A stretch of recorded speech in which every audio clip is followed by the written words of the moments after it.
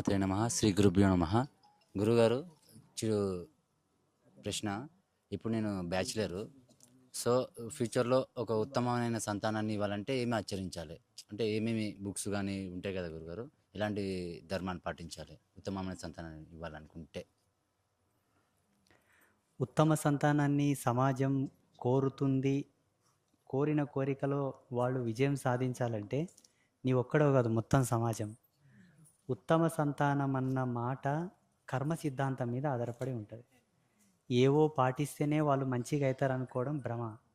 అది 35%. 35% స్వతంత్రంగా మనం మార్చుకోవడానికి మనకు భగవంతుడు యాక్సెస్ ఇచ్చాడు.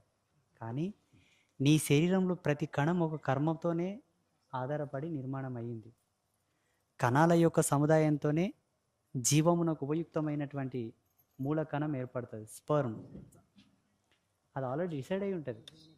నీకు ఎంతమంది పిల్లలు పుట్టాలి, అందులో ఆడపిల్లలు ఎంతమంది పుట్టాలి, మగపిల్లలు ఎంతమంది పుట్టాలి, అన్నీ డిసైడ్ అయి ఉంటాయి. వివాహం కాకన్నా పూర్వమే పురుషుడు కొన్ని ధర్మాలను ఆచరిస్తే కర్మ కొద్దీ మన కడుపులో అండాలు ఏర్పడ్డప్పటికీ వాటి మీద ఉండే ఆ చెడ్డ ప్రభావం పోయి మంచి గుణగణాలు యాడ్ అయ్యి పుట్టే పిల్లలు మంచిగా పుడతారని మనకు ప్రహ్లాదుని యొక్క జన్మ వృత్తాంతం నుంచి ఒక ఉదాహరణ ఇచ్చాడు భగవంతుడు. హిరణ్యకశిపుడి యొక్క రేతస్సే లీలావతి గర్భంలో పడుతుంది. హిరణ్యకశిపుడి యొక్క గుణగణాలు అసుర వంశంతోనే ప్రహ్లాదుడు పుట్టాలి. కానీ గర్భంలో పడ్డ తర్వాత కూడా భగవంతుని యొక్క ప్రేరేపితము చేత ఆయన గుణగణాలు మారుతాయి. అట్లా ఒక స్త్రీ కూడా పెళ్లి కాకన ముందు కొన్నింటిని పాటిస్తే ఆమె శరీరంలో ఉత్పన్నమయ్యేటటువంటి పుష్పములు, ఆ పుష్పంలో ఉండేటటువంటి చెడు మొత్తం పోయి వచ్చేటటువంటి పురుషరేతస్సును మంచిగా మార్చి తన శక్తిని తోడు చేసి రెండు శక్తులను కలగలుపుకొని ఒక ఉత్తమ సంతాన్ని ఇవ్వడానికి ఆమె కూడా మారవచ్చు. ఎలా, ఏ విధంగా? ముఖ్యంగా శాకాహారం. ఫస్ట్ శాకాహారం, రెండవది ఆధ్యాత్మిక చింతన, మూడవది వ్యసనాల బారిన పోకూడదు. స్త్రీలకు కూడా కొన్ని వ్యసనాలు ఉంటాయండి, మొగోలే కాదు, వాటి బారిన పోకుండా ఉండాలి. ఇది మొదటి మెట్టు.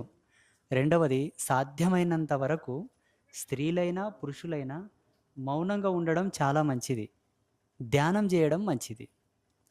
ఈ రెండింటితో పాటు ఇటు పురుషుడైనా అటు స్త్రీ అయినా శీలధర్మం పాటించాలి. ఈ మూడు పాటిస్తే ఆటోమేటిక్గా మీ శరీరంలో ఉండే లోపాలు పోతాయి, అంతర్గత బహిర్గత. ఆ లోపాలు పోంగా మీ కడుపులో తయారయ్యేటటువంటి కణాల యొక్క సముదాయంతో అండము, ఆ అండమే పిండము, ఆ పిండమే బ్రహ్మాండం లోపల మనిషి. మీరు, నేను, ఇతని ప్రశ్న అడిగినంతని సమాధానం చెప్పేతని వినే మీరందరూ కూడా ఇవి పాటిస్తే సమాజం ఎప్పుడో పరమపదమైన ధర్మంలో ఉంటుందని మన వాళ్ళు ఎప్పుడూ మనకు ఇచ్చిపోయారు. పాటిస్తలేరు కదప్ప. ఎవరు పాటిస్తారు? వారానికి 7 రోజులు, 2 రోజులు తప్పిస్తే 5 రోజులు తప్పకుండా చికెన్ మటన్ ఉండాలంటది మన కుటుంబాలు. వారానికి 7 రోజులు మందు ఉండాలంటది కొన్ని కుటుంబాలు. రోజు డ్రింక్ కంపల్సరీ, నాన్ వెజ్ ఎప్పుడన్నా అట్లా అట్లా అట్లా అన్నీ కలుపుకొని ఒక 5 రోజులు అంటది. కానీ మద్య మాంసాదులు సేవించిన కుటుంబాలలో గొప్పవాళ్ళు పుట్టలేదా అంటే పుట్టారు. ఇప్పుడు మా తల్లిదండ్రులు మా తాత ముత్తాతల కానుంటి తిని తాగి పెరిగిన కుటుంబాలే. మా నాన్న కూడా ఉండే, మా అమ్మకు కూడా ఉన్నాయి. మరి నేను ఎందుకు ఇట్లా పుట్టినా? దానికి ఒక కారణం ఉంది. శాస్త్రంలో ఏం చెప్తారు? కర్మజన్మ, కామజన్మ, కారణజన్మ, 3 జన్మలు. అటువంటి కుటుంబంలో ఇప్పుడు అసుర వంశంలో ప్రహ్లాదుడు లాంటి పుట్టినట్లు, రావణ వంశం లోపల విభీషణుడు పుట్టినట్లు, ఇప్పుడు మాలాంటి జీవన విధానం కలిగిన కుటుంబం నేపథ్యంలో నాలాంటి వాళ్ళు పుట్టడం లోపల కారణ జన్మలు వస్తాయి. కర్మజన్మ, కామజన్మ కాకుండా కారణ జన్మలు వస్తాయి. మాతో పోల్చుకొని వాళ్ళు 24 గంటలు తినేటోళ్ళు, తాగేటోళ్ళు, స్నానం చేయరు, బొట్టు పెట్టరు, దేవుళ్ళకు మొక్కరు, పూజ లేదు, పునస్కారం లేదు, అటువంటి కుటుంబంలో ఇంత గొప్పడు పుట్టలేదా? పోపా అవేళ ఎవడు పాటిస్తాడు అనుకుంటే బురదల కాలేసినట్లని. బాగా ఉరికే గుర్రమే కుంటి పడుతుంది, అది చెప్పనికే రాదు. బాగా గంత మోసే గాడిదే నేలపాలవుతుంది. ఇక్కడిది ఇక్కడ కావచ్చు, ఇక్కడిది ఇక్కడ కావచ్చు. సమాజంలో కొంతమంది అహంకార ప్రేరేపితులై జ్ఞానం మా సొత్తు, దైవత్వం మా సొత్తు, విద్వత్వం మా సొత్తు, వేదాంతం మా సొత్తు అని విర్రవీగే వాళ్లకు కళ్ళు తెరిపించడానికి అంటిముట్టని జాతిలో కూడా వేదాంతులను పుట్టిస్తాడు భగవంతుడు కొందరిని ఉద్దేశించి. అంత మాత్రాన అందరి కడుపులో పుడతారంటే పుట్టరు. ఇట్లా ఉత్తమ సంతానాన్ని ఇవ్వాలనుకుంటే ఇప్పుడు హేమంత్, ఉపేందర్, మీరు ఇంకా ఈ అప్ప, నీకు పెళ్ళిందేమయ్యా, చేసుకుంటావా లేదా? వద్దా? ఇదేం పాడు, పెళ్ళోలవా? అరహర మహాదేవ. ఎవరైనాను కూడా నా కడుపులో ఒక మంచి బిడ్డ పుట్టాలి. మంచి అంటే ఏంటి? ఒకరు ఉసురు పోసుకోకుండా, ఒకరు పంటె పడకుండా, ఒకరు కంటె పడకుండా, ఓని ఎముకల కష్టం మీద ఓడు ఆధారపడి తనని నమ్ముకొని వచ్చిన తన భార్యని, తన కడుపులో పుట్టిన తన పిల్లల్ని దేహి అనకుండా, ఒకరు కమ్మ వండుక తింటుంటే వాళ్ళ మోకాలు చూడకుండా, ఒకరు కడప దొక్కకుండా ఓన్ కడపల్ని వాళ్ళకి రాజభోగాలు ఇచ్చే పిల్లలు పుట్టాలే ఉండాలనుకుంటే ఇంతకుముందు నేను చెప్పిన నియమాలు పాటిస్తే అన్నీ నెరవేరుతాయి. ఇగో మాంసం తింటే ఎంత తిన్నా దానికి రుణం ఏర్పడుతుంది. ఆ రుణం చెల్లించుకోక తప్పదు. ఇక మందు దాతే ఆత్మకు రుణం, కూర తింటే శరీరానికి రుణం. శరీర రుణం పోతుందేమో కానీ ఆత్మ రుణం పోదు. మందు తాగినోనికి ప్రభావం ఏడబడుతుంది? బుద్ధి మీద పడుతుంది. బుద్ధి చిత్తము దేనికి అనుసంధానమై ఉంటాయి? సోల్కి అనుసంధానమై ఉంటాయి.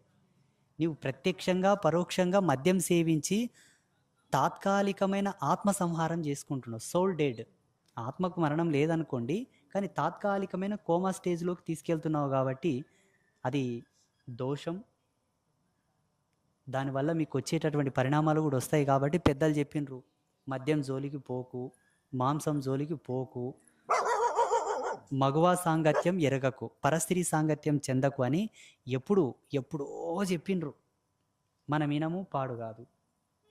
ఇవన్నీ నూరి కడుపులో పోసుకుంటాం.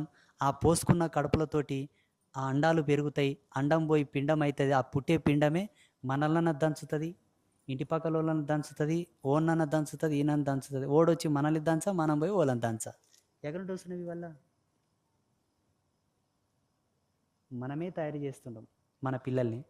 తద్వారా ఇప్పటికీ సమాజంలో ఎన్నో అనర్థాలు జరుగుతున్నాయి. మొన్న ఒక చిన్న పాప, 5 సంవత్సరాల పాప మీద అఘాయిత్యం చేశాడు ఒక దుర్మార్గుడు. ఆ పుట్టిన ఆ బిడ్డకు తల్లిదండ్రులే కారణమా చెప్పడానికి రాదు. వాని పూర్వపు కర్మ అయి ఉండవచ్చుగాక. అయినను అటువంటి క్రూరుడికి జన్మనిచ్చిన తల్లిదండ్రులు లోగడలోనే ఉత్తమమైన ధర్మాలు ఆచరించిన ఎడల వాని కర్మ 99% కొట్టుకపోతుండేనేమో, 1% ఉంటుండేనేమో. ఆ 1% కర్మ కూడా గొడ్డెలతోనో పోయేది, గోరుతోనో పోతుండేనేమో. ఇది ఒక ప్రమాణం. దీనికి ప్రమాణం ఏంటనుకుంటే మనము లీలావతి, ప్రహ్లాదుడు, హిరణ్యకశపుడు చూసుకోవచ్చు. ఇప్పుడు ఉత్తమ సంతానం కావాలంటే బ్యాచిలర్స్కి ఉండేవాళ్ళు ఆచరించాల్సినవి ఏంటంటే non veg avoid, drink alcohol avoid, smoking tobacco avoid, ఎక్కువ negative thinking avoid, daily meditation, సాధ్యమైనంత వరకు మౌనం, ఎవరి గురించి ఆలోచన చేయదు, నీ గురించి నువ్వు ఆలోచన చేసుకో. లోపలికి తొంగి చూడు, బయటికి చూడకు, పాపం తగులుతుంది. లోపలికి చూడు, పుణ్యం వస్తుంది. తల్లిదండ్రులను సేవించుకోవాలి. నీకు జన్మనిచ్చిన తల్లి ఏమనాలే, మరు జన్మంటుంటే ఈడే నా కడుపులో పుట్టాలని నీ తల్లి నిన్ను తలవాలి. అప్పుడు నీ జన్మకు ఒక విలువ. నీ తోబుట్టువులు తలవాలి. మరు జన్మంటుంటే ఈడే నాకు తమ్ముడు కావాలి, ఈడే నాకు అన్న కావాలి, ఈమెనే నాకు అక్క కావాలి, ఈమెనే నాకు చెల్లెలు కావాలని వాళ్ళు తలచెట్లాగా బతుకుర్రి. ఇదంతా బ్యాచిలర్స్ ఉన్నప్పుడు మీరు సంపాదించవలసిన రిజర్వేషన్.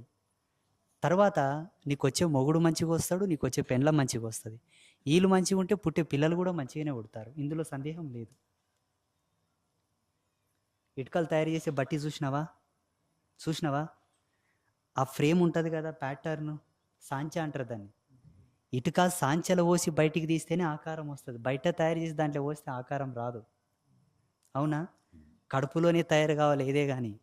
గుణధర్మ సంభవం, చిత్తవృత్త ధర్మము అన్నీ కూడా కడుపులోనే తయారు చేయలే.